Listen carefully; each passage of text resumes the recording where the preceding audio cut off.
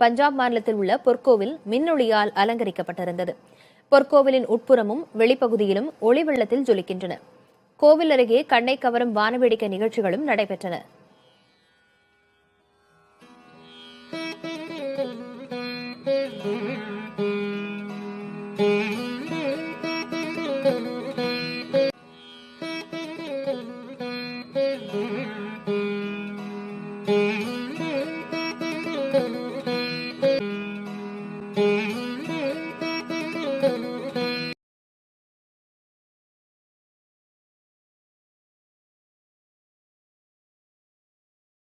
இப்போ தனுஷுடைய வெர்ஷன் அப்படின்னு சமூக வலைத்தளங்களில் புதிய தகவல் வந்திருக்கு. முறையா அணுகாம தனுஷ் ஆபீஸ்ல இருக்கக்கூடிய மேனேஜர்ட்ட இருந்து என்ஓசி வாங்க ட்ரை பண்ணாங்க, தனுஷுக்கு தெரியாம. அதுதான் பிரச்சனைக்கு பெரிய காரணமே. அதெல்லாம் பயன்படுத்தவே கூடாதுன்னு ஒரு மறுத்ததா ஒரு தகவல் வந்திருக்கு. அதுக்கப்புறமும் இவங்க இந்த செல்போன் எடுத்த காட்சியை பயன்படுத்தியிருக்காங்க. அதுதான் இந்த நோட்டீஸ்க்கான காரணம்ன்றாங்க. இந்த ரெண்டு தரப்புடைய இப்போ விளக்கத்தை எப்படி பாக்குறீங்க? இல்ல சார், இது ஆக்சுவலி இப்ப இது நீங்க சொன்ன மாதிரி செல்போன்ல இது பண்ணதெல்லாம் இல்ல. இது இஷ்யூ எங்க ரைஸ் ஆயிருக்கு அப்படின்னு பாத்தீங்கன்னா, லாஸ்ட் வீக் தான் இந்த நயன்தாரா அந்த அவங்களுடைய டாக்குமெண்ட்ரி பத்தின அதனோட ட்ரெய்லர் போன சனிக்கிழமை தான் ரிலீஸ் பண்ணிருக்காங்க. 3 ஷார்ட்ஸ் என்ன அப்படின்னு பாத்தீங்கன்னா, நானும் ரவுடிதான் படத்தோட பிஹைண்ட் தி சீன்ஸ் ஷார்ட். அந்த ஷார்ட்ஸ் படத்தோட ப்ரொடியூசர் தனுஷ், அவங்க கம்பெனி பேர் ஒண்டர்பார், அந்த ப்ரொடக்ஷன். சோ அந்த பர்மிஷன் இல்லாம நீங்க போட்டிருக்கீங்கிறதுக்கு தான் அந்த 3 வினாடி நீங்க அனுமதி இல்லாம பயன்படுத்திருக்கீங்க அப்படிங்கறதுக்காக தான் அவங்க தரப்புல இருந்து வக்கீல் நோட்டீஸ் அனுப்பிச்சிருக்காங்க. விக்னேஷ் சிவன் அவருடைய இன்ஸ்டாகிராம்ல அந்த வக்கீல் நோட்டீஸை ஷேர் பண்ணிருக்காரு. நீங்கள் அதுல பாத்தீங்கன்னாலே தெரியும், அதனோட என்டையர் அந்த படத்தோட பிஹைண்ட் தி சீன்ஸ் பொறுத்த வரைக்கும் photos, images, what ever it is belongs to the நானும் ரவுடி தான், அது சம்பந்தமான அனைத்துக்குமே அவங்க தான் காப்பிரைட் ஓனர் அப்படின்றத மென்ஷன் பண்ணிருக்காங்க. அப்படி நீங்க இருக்கும் போது அந்த 3 வினாடி நீங்க பயன்படுத்தியது சட்டப்படி தவறு. இப்போ தனுஷ் நோட்டீஸ் அனுப்புனது பாத்தீங்கன்னா சட்டப்படி சரிதான்.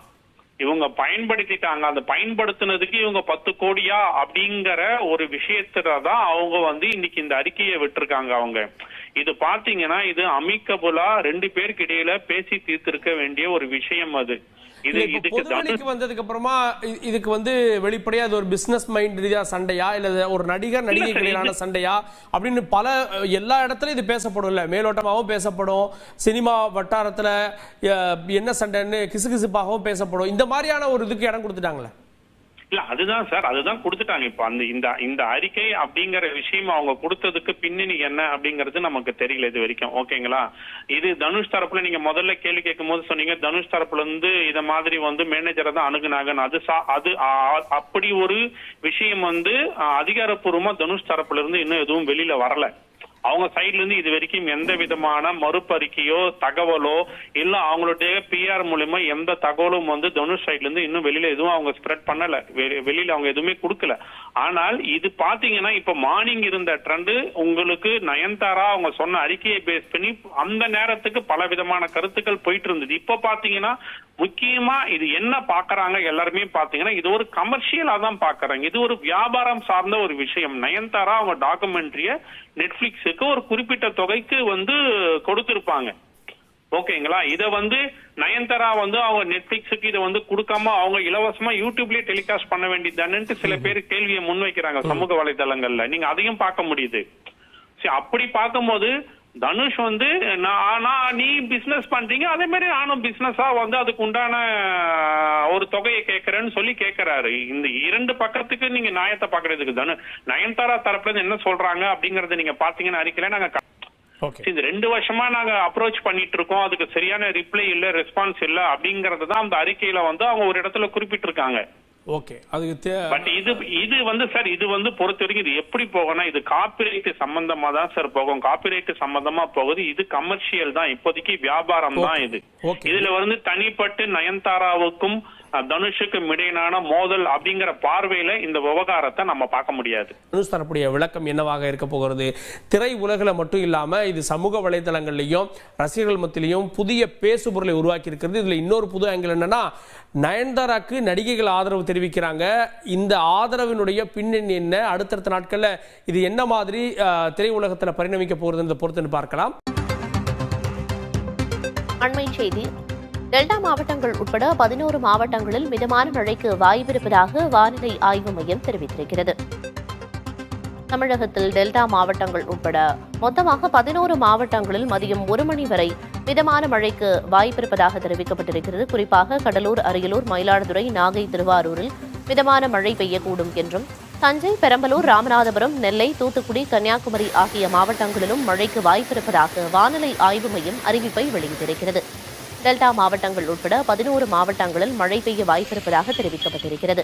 கடலூர், அரியலூர், மயிலாடுதுறை, நாகை, திருவாரூரில் மிதமான மழை பெய்யக்கூடும் என்றும், தஞ்சை, பெரம்பலூர், ராமநாதபுரம், நெல்லை, தூத்துக்குடி, கன்னியாகுமரி ஆகிய மாவட்டங்களிலும் மழைக்கு வாய்ப்பிருப்பதாக தெரிவிக்கப்பட்டிருக்கிறது.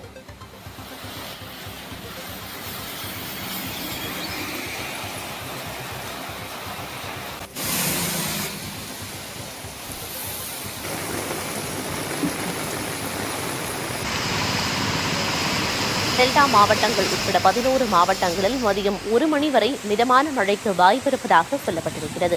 குறிப்பாக கடலூர், அரியலூர், மயிலாடுதுறை, நாகை, திருவாரூர் ஆகிய மாவட்டங்களில் மிதமான மழை பெய்யக்கூடும் என்றும், தஞ்சை, பெரம்பலூர், ராமநாதபுரம், நெல்லை, தூத்துக்குடி, கன்னியாகுமரி ஆகிய மாவட்டங்களிலும் மழைக்கு வாய்ப்பிருப்பதாக வானிலை ஆய்வு மையம் அறிவிப்பை வெளியிட்டிருக்கிறது.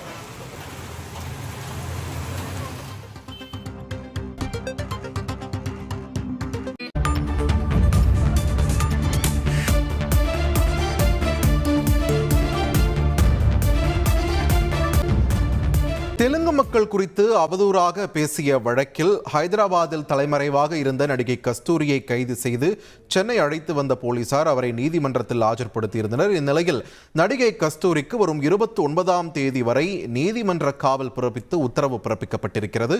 இது தொடர்பான முக்கிய செய்தியை நாம் பார்த்து வருகிறோம்.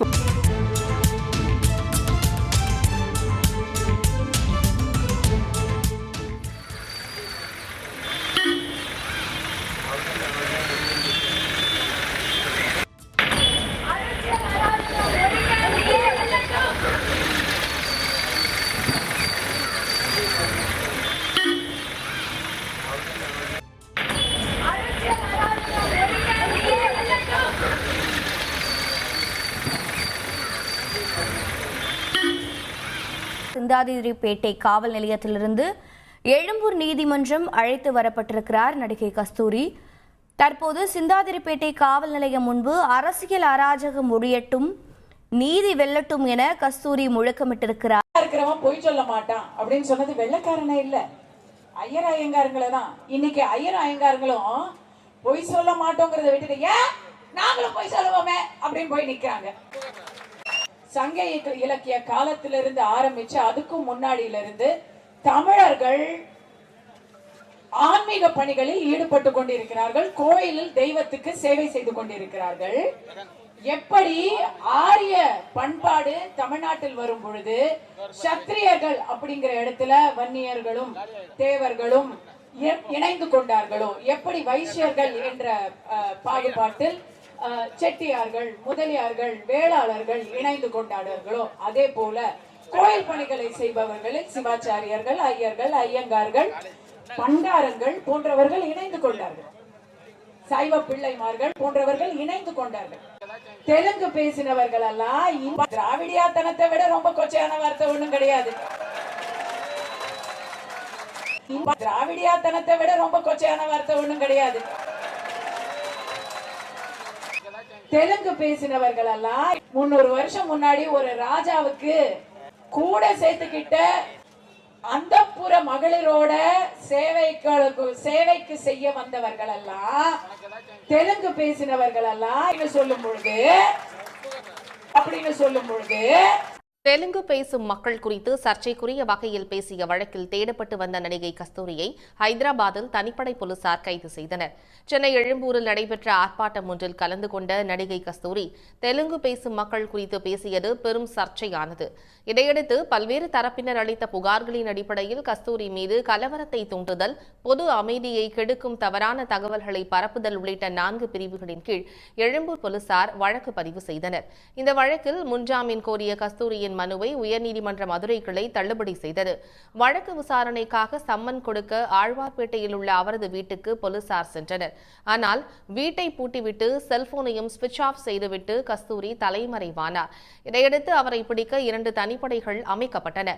இந்நிலையில் ஹைதராபாத்தில் சினிமா தயாரிப்பாளர் வீட்டில் பதுங்கியிருந்த கஸ்தூரியை தனிப்படை போலீசார் கைது செய்தனர்.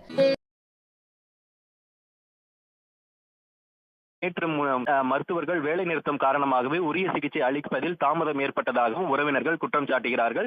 முதல்வர் ஸ்டாலின் ராஜினாமா செய்ய வேண்டும் என வலியுறுத்தி தமிழகம் முழுவதும் பல்வேறு மாவட்டங்களில் பாரதிய ஜனதா கட்சியினர் ஆர்ப்பாட்டம் நடத்தினர். திமுக ஆட்சியில் யாருக்கும் பாதுகாப்பு இல்லை, முதல்வர் ஸ்டாலின் ராஜினாமா செய்ய வேண்டும் என வலியுறுத்தி கோஷமிட்டனர்.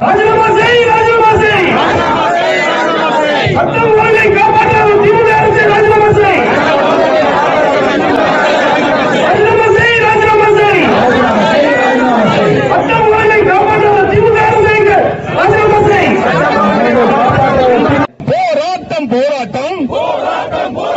திமுக அரசை கண்டித்து போராட்டம். திமுக அரசு ஸ்டாலின் அரசு பார்த்தீங்கன்னா ஸ்டாலினை அவரை ராஜினாமா பண்ண சொல்லிட்டு நடைபயணத்தில் சாயந்தரத்தில் கூப்பிட்டுன்னு போனால் மருத்துவத்துறையாவது உருப்படும். அதை முதல்ல செய்யுங்க.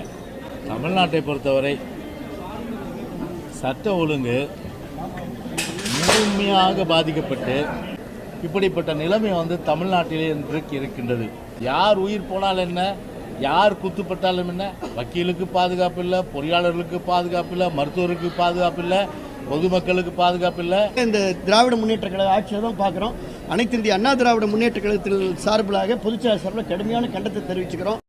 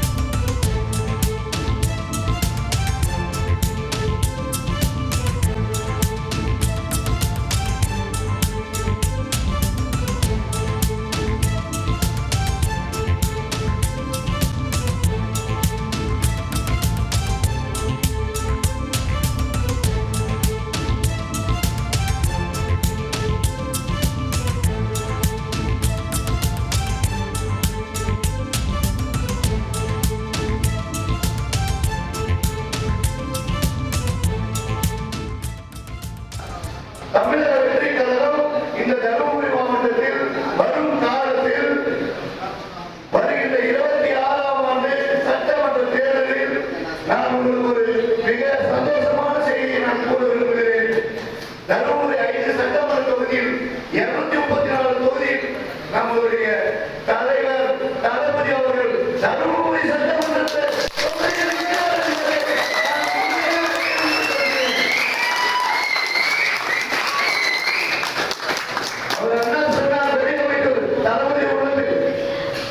தளபதி இந்த தொகுதியில் நிக்க வச்சு மாவட்டத்துக்கு பல்வேறு வளர்ச்சிகளை செய்ய வேண்டும் என்று இந்த